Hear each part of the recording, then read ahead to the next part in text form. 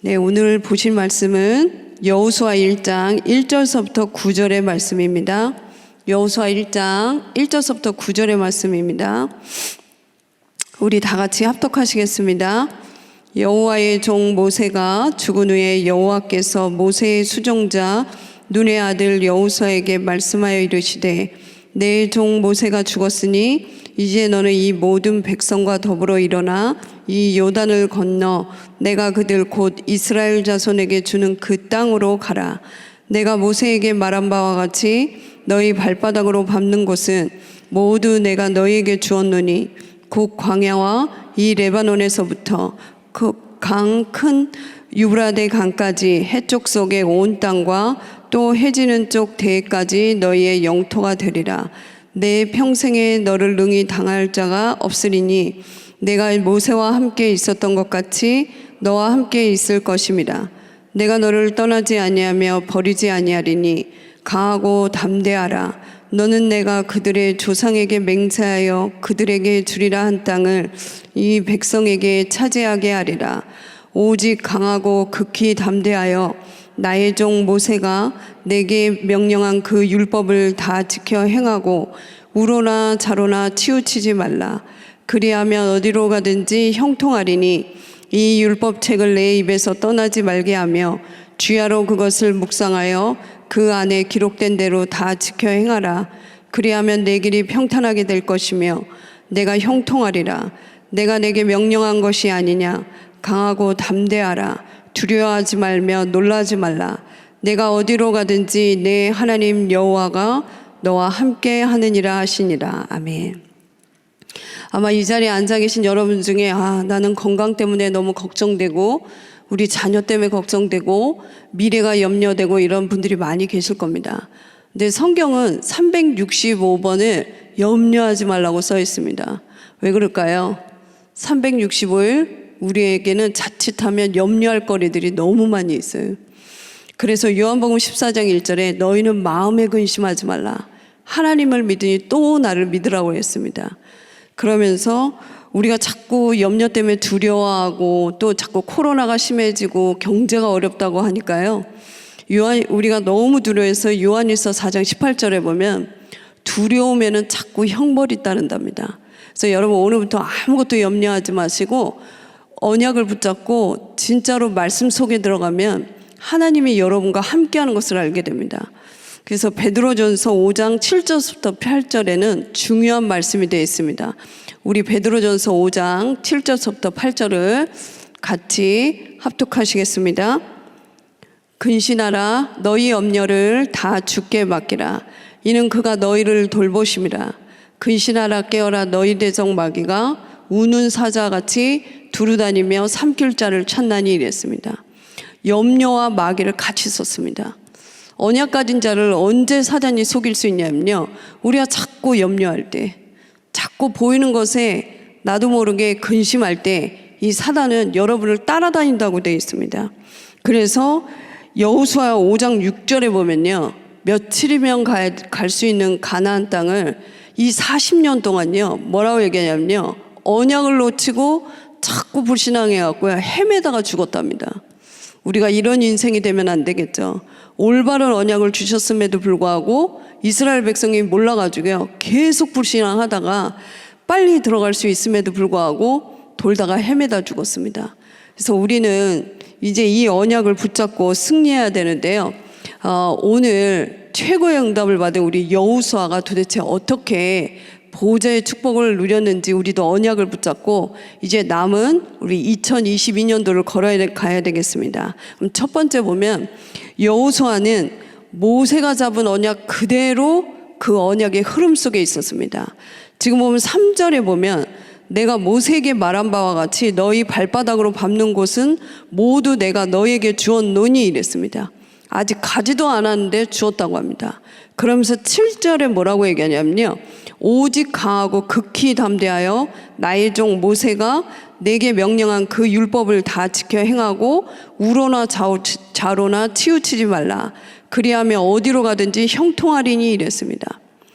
우리가 렘넌트를 위해서 지금 언약을 준비하고 성전을 준비하고 플랫폼을 준비하는 이유입니다. 그럼 도대체 왜 우리가 언약의 흐름 속에 있어야 될까요? 성경에는 어디에도 없는 사단의 존재를 폭로하고 있습니다.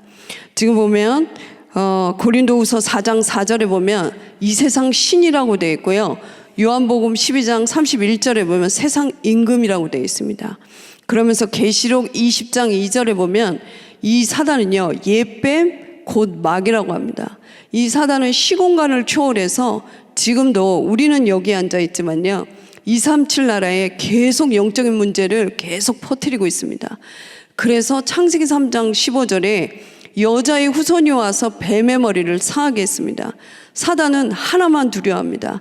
어떤 인간의 지혜도 건물도 전략도 하나도 두려워하지 않습니다.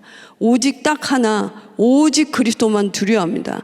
그래서 요한일서 3장 8절에 하나님의 아들이 오신 것은 마귀의 일을 멸하려 함이라 이랬습니다. 그런데 그 권세가 누가복음 10장 19절에 우리에게 있습니다.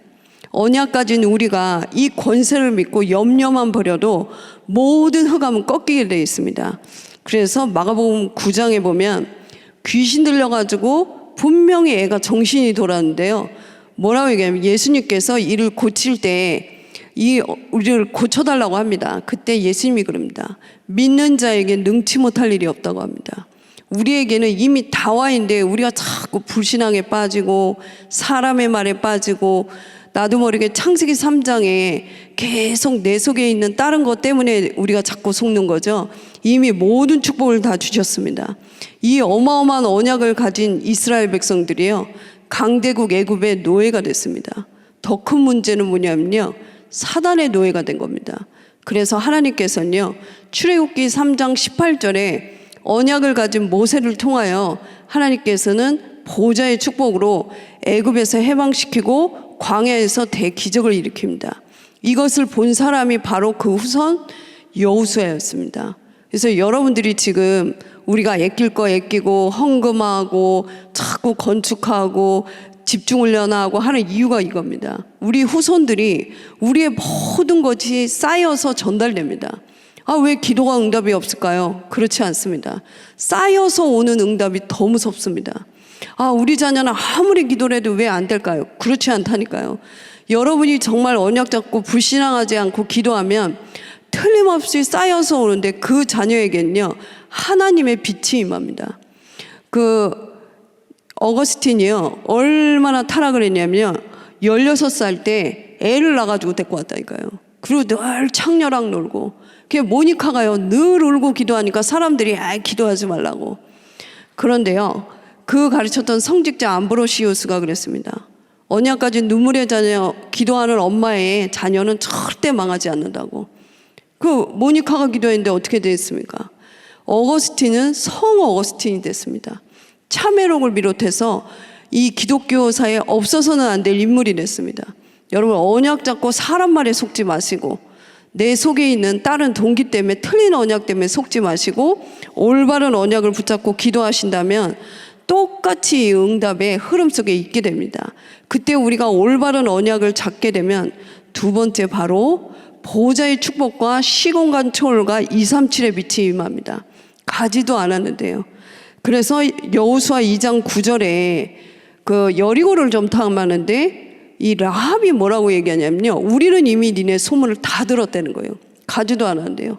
니네가 애굽에서 일어난 일, 홍해를 가는 일, 적군과 싸운 일을 우린 다 들어가지고 어느 정도냐면요, 간담이 녹았다 정도가 아니고요, 정신을 잃었답니다. 이걸 보고 여호수아가 얼마나 믿음이 생겼겠습니까? 근데 우린 자칫하면 그 전에 뭐라고 얘기하냐면요, 성문이 굳게 닫혔답니다. 이미 다 정신이 혼미한 거를 모르고 우린 자꾸 환경, 사람, 내 무능, 현장을 보고 언약을 놓쳐버립니다. 그래서 이 언약을 붙잡고 간 이 여호수아는요, 이 모세로부터 출애굽기 14장 19절에 분명히 봤거든요. 모세 앞서 주의 사자가, 모세 뒤에 주의 사자가 동원되는 것을 봤습니다. 그래서 여호수아 5장 13절부터 16절을 같이 읽어보겠습니다. 여호수아 5장 13절서부터 16절을 읽겠습니다. 여호수아가 여리고에 가까이 이르렀을 때에 눈을 들어본즉 한 사람이 칼을 빼어 손에 들고 마주 서 있는지라. 여호수아가 나아가서 그에게 묻되 너는 우리를 위하느냐 우리의 적을 위하느냐 하니 그가 이르되 아니라 나는 여호와의 군대 대장으로 지금 왔느니라 하는지라. 여호수아가 얼굴을 땅에 대고 엎드려 절하고 그에게 이르되 내 주여 종에게 무슨 말씀을 하려 하시나이까. 여호와의 군대 대장이 여호수아에게 이르되 내 발에서 신을 벗으라. 내가 선 곳은 거룩하니라 하니 여호수아가 그대로 행하니라. 아멘. 이거 보십시오. 모세의 보좌의 축복을 여호수아는 목도했습니다. 지금 분명히 여호와의 군대 대장이라고 합니다. 지금 여러분이 언약을 옳게 잡을 때 이 여호와의 군대 대장은 지금도 활동하고 있습니다. 그래서 여러분 지금부터 언약 잡고 할 때 저희 교회는 237 5천 종족의 문이 반드시 열리게 되어 있습니다. 그래서 이 보좌의 축복을 누린 모세는요, 가지도 않았는데 전 세계 여호와의 빛을 임하게 했고요. 다윗은 골리앗을 무너뜨리니까요, 전 세계 여호와의 빛을 임하게 했습니다.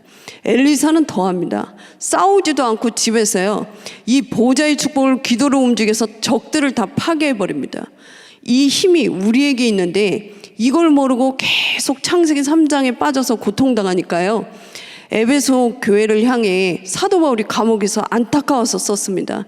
1장에 뭐라고 얘기하냐면요, 너희 눈이 밝아 하나님께서 너에게 주신 것이 얼마나 크고 대단한지를 알게 하기 위함이라는 거예요. 지금도 이 신앙의 위인들을 보호했던 주의 사자는 분명히 활동하고 있는데 지금 믿는 신자들은 믿지 않습니다. 왜냐하면 육안은 밝아지고 영안은 점점점 어두워지고 있는 거 있죠. 그래서 우리가 이것을 믿고 있는데 왜 나는 기도하는데 자꾸 어려움이 올까요?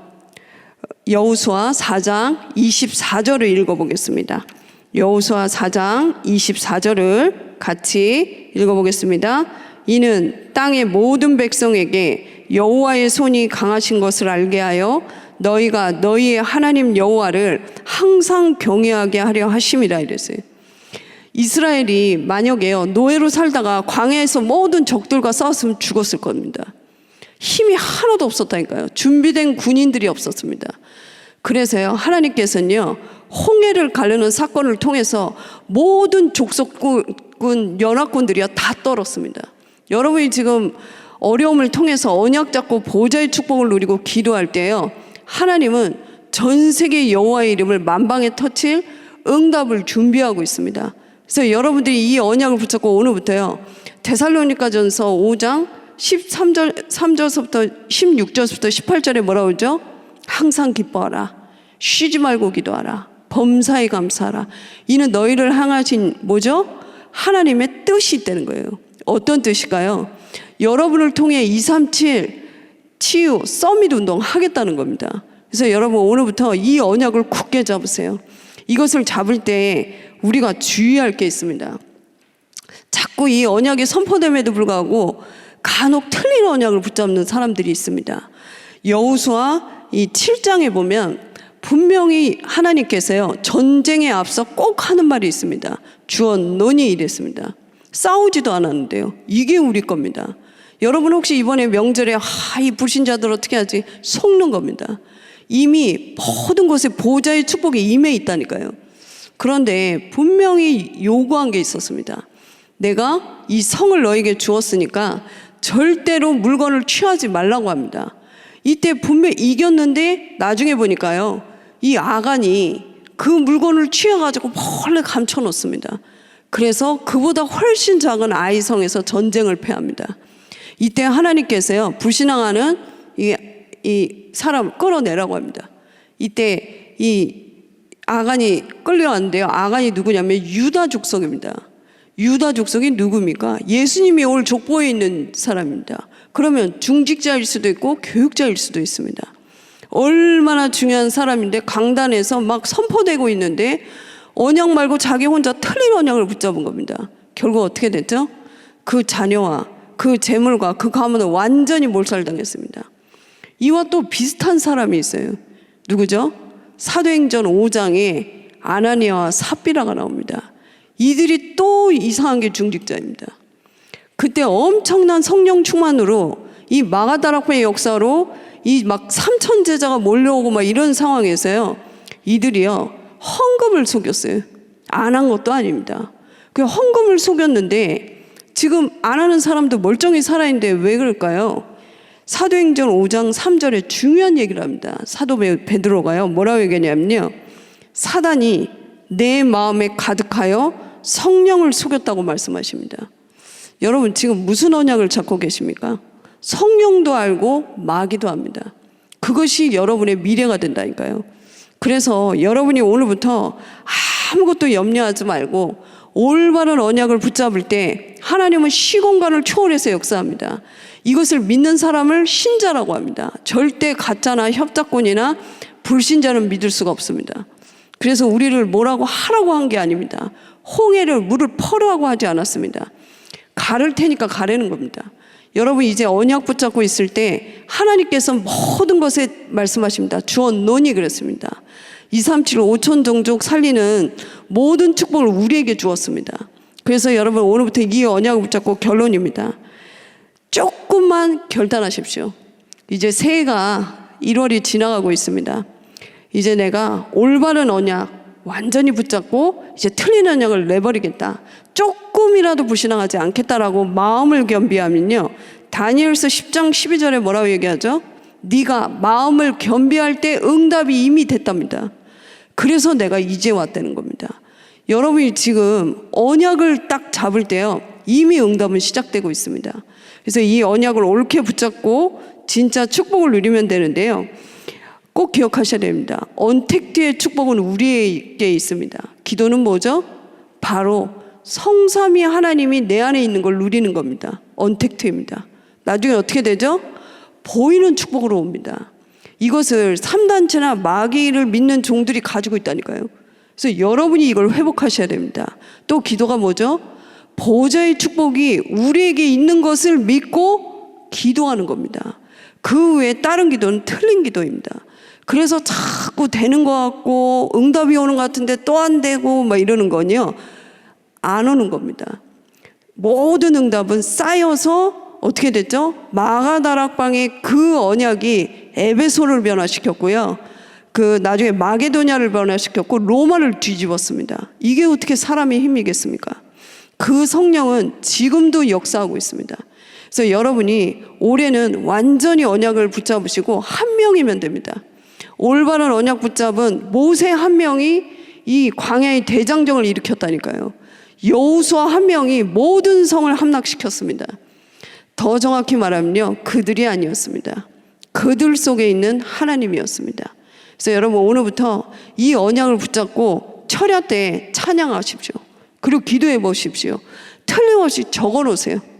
여러분이 오늘부터 기도한 거 있지 않습니까? 권세 사용하고 적어 봐보세요. 틀림없이 정확히 응답이 왔다는 걸 아시게 됩니다. 그래서 여러분들이 오늘부터 이 그리스도의 권세를 가지고 철야 때 모여서 막 기도해 보십시오. 하늘문이 열리게 되어 있습니다.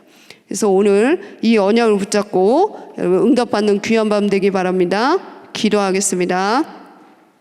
하나님 감사합니다. 저희들에게 귀한 언약을 주시고 이제 저희 한 사람이 교회를 살리고 5천 종족 살리고 가문을 살릴 힘이 있음을 알게 해주신 애를 감사합니다. 우리의 영안을 뜨게 하사 정말 우리에게 있는 모든 능력의 크고 흰 힘을 알고 이제는 모든 현장에 속지 않고 모든 현장을 살려내는 2022년도가 되게 하여 주시옵소서. 예수 그리스도 이름으로 기도했습니다. 아멘.